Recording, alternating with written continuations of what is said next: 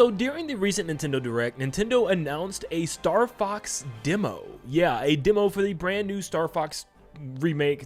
I know that doesn't really make sense, oxymoron. But I got to actually play the game. You can download the demo for yourself right now, and it gives you pretty much the entire kind of practice range, and then you get one entire mission that you can play, which is Meteo, which is the second level of the main game. Now, before this game was even announced, I recently went back and replayed the original 64 and the 3DS remake to get a good idea and feeling as to how those games played. I still really love 64. For some reason, the 3DS version didn't feel like it was a whole lot better. Of course, the graphics were better, but I felt like the controls were a little more loose in that game.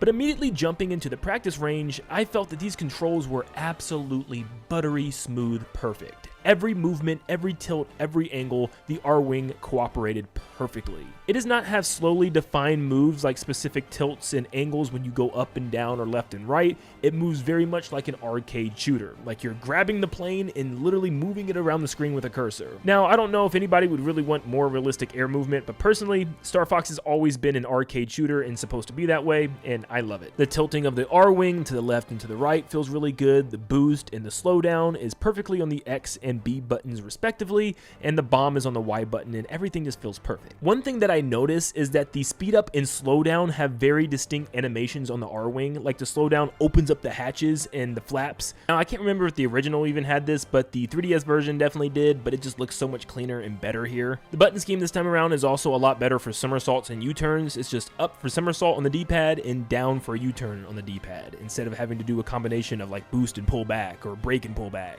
Now, this one I also don't remember, or at least I haven't come across in my recent replays, is I don't think you could ever get a new wing repair in the old games. I feel like when you had a broken wing, it stayed like that until you finished the mission. Well, this time there's actually wing repair items. Shooting feels exactly the same as the 64 version. It's a lot more tactile when you actually come in contact with an enemy. When that bullet hits, it has like a certain explosion and this like metal tink feel, and it vibrates the controller in a certain way. It's hard to explain, but it really feels like you hit every single enemy, and you feel every single enemy that you do hit through the controller, so you know immediately, even if you shoot something down from far off in the background. Maybe it's just me, but I also feel like the B-bombs feel way better here, where the blast radius is pretty large. That could be one of the hardest things in the original, is getting a well-timed B-bomb, and you only get this little small blast radius. This time, it actually blows up a pretty large amount. I mean, there's a couple times where I'll blast a bomb on a far right part of a bunch of lined up ships, and it will blow them all up. I don't know if it's like a new chain reaction thing,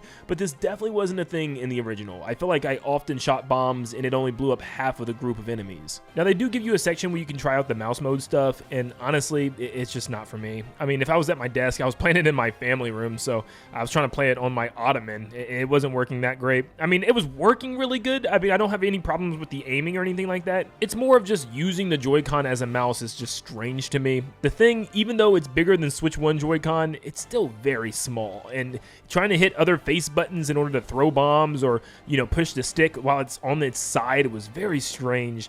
And I'm just not a big fan of the whole first-person cockpit point of view. Nah, it's just not for me. Now, they do give you the option to turn off the camera for barrel roll so you don't make yourself sick, because, oh my gosh, this would be so annoying. But yeah, everything feels very smooth, and it feels like I'm playing the ultimate version of Star Fox 64. Now, I don't know if the final game is going to necessarily be like this, but it goes from on-rail sections to all-range immediately. Like, there's no cutscene anymore, there's no camera pans out, and it shows it doing it by itself. It just does it, and you're immediately in the all-range mode, which I thought was super cool. I hope every stage is like that, and it's not just a practice range, because I thought that was a really cool, seamless thing. Like, it just, oh yeah, it was smooth. It was butter. Also, I'm not sure in the final game if we're going to be able to skip this test range and stuff, but this test range goes on for way too long. Like, oh my gosh, they tell you how to do literally every little thing in the game. It's so much deeper and in-depth than it is in the 3DS game. And I was kind of like, dude, I get it. Okay, like, I know how to fire with my plane. You know what I mean? I know how to turn left and turn right. And you got to pass through all these gates doing every little basic maneuver that you can think of. So, yeah, hopefully there's a way to skip that when the final game comes out, because that could be annoying. I mean, it's genuinely almost like 5 to 7 minutes of you just messing around in here. I personally really love the cutscenes, and it adds a lot of lore not only to the characters but to the planets and to the missions. Like there's a mission where it says after you finish Medio, where Fox talks about Fachina and talks about how there's a base there and that it's keeping the government information from General Pepper, and that's why the enemies are attacking it.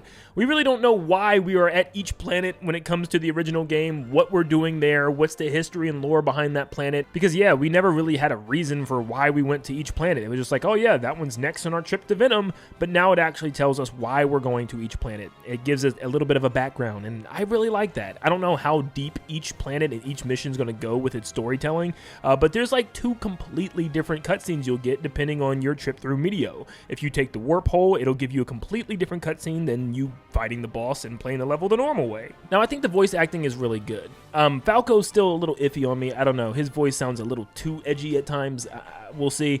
Everybody else sounds absolutely perfect. My only thing that I'm worried about is how old is it going to get seeing these characters talk in this same area. Like, I feel like each cutscene is going to be the same thing. All the characters talking to General Pepper through like the mission comms, and they're all just hanging out in the Great Fox. And I feel like that same Great Fox area is going to get very boring after a while. So I don't know. We'll see exactly if they change it up or something, or have more dialogue off the planet, or more on the planet and off the Great Fox, that is. But yeah, I can see that getting very old. Now, like I said, the game does allow you to play one mission, and that's Medio. Now, in Medio, you can actually take the wormhole, which will take you to that special section like it did in the original game, and I was actually able to do it fairly easy. I remember the original, or at least the one on the 3DS, was very wonky. The controls felt very slippery, and it was hard to actually hit those, warp hole circles, but this time it felt a lot easier, and I felt like I was definitely in more control of my R-Wing. Even though this is just a simple space level, the background and the galaxy ripples and stuff look so good. Like, look at the clouds and the funneling of the clouds from the background here.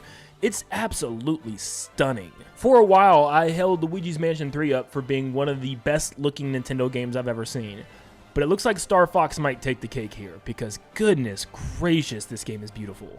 Now we have the boss battle with the Meteor Crusher, and I was kind of interested in this because I had a fear that these bosses would be as simple as they are in the base game. I still feel like they're very simple, but I do feel like they have a little bit more of a challenge to them. Knocking off the first piece was incredibly simple, like in the original. In the second phase, you have to shoot the core while also dodging the plasma beams it shoots at you. This was also pretty similar, but I feel like you had to be a little bit more accurate this time around. It wasn't just shooting the glowing square. It was actually having to aim and place your shots, especially on the final phase where I noticed the biggest difference. The pieces that you have to shoot here are extremely tiny. You're not just shooting the yellow square, you have to shoot pretty much the little hole that's on the squares. This actually added some pretty good challenge where you had to have some pretty good accurate shots while also dodging his attacks. So yeah, this was a slight change that I noticed. And I feel like it was definitely a change for the better because it made this boss battle slightly more engaging than the original one. And that pretty much is the end of the demo. You can also rewatch the cutscene of James McCloud, which is like the prologue now. Unfortunately, it doesn't look like there's going to be any additional stages with that. Maybe I'm wrong. In the final game, there could be with him.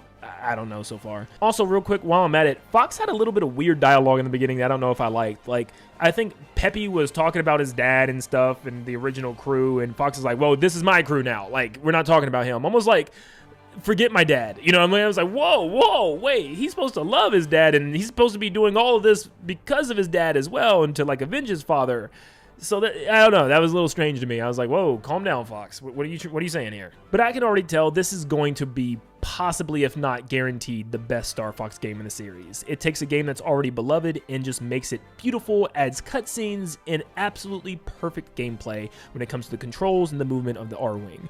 The only worry I have, like I said, is just the repetibility of the fact that, yeah, the cutscenes are probably going to all take place in the Great Fox, and also how fast are we going to be able to beat this game? I believe it's only $60 physical, so I'm sure this game is going to be very quick like the original. And that's probably why they added these cutscenes to kind of lengthen this game out. I feel like we're going to blow through this game, so hopefully there's something else in this game that maybe we don't know about. Maybe revisiting the stages and doing the missions really make this game more interesting, but I feel like we're going to pretty easily blast through the majority of this game. But yeah, I really liked what I played so far. This game has beautiful presentation. Oh, also, I'll mention from the original game as as well, you also have the charge shot that you can unlock, meaning you can shoot a charge shot that isn't locked onto an enemy by pressing L and R at the same time and then shooting your charge shot. It won't lock onto anybody. Why would you want to do that? Well, you get extra points if you shoot an enemy with a charge shot that's not locked on. So yep, hold L and R and then shoot your charge shot. And if you hit your shot without it being connected to anything, which it won't connect anything if you're holding L and R, you'll get more points. So just keep that in mind. It's an old little trick from the original game. But yep, it's brought back. But from everything I've seen so far, I really love this game. Definitely give the demo a try for yourself and let me know what you guys think if you do. But thank you so much for tuning in. Make sure you guys leave a like and subscribe to stay up to date on all things Star Fox and Nintendo in general. And like always, I'll see you all on the next one. See you guys.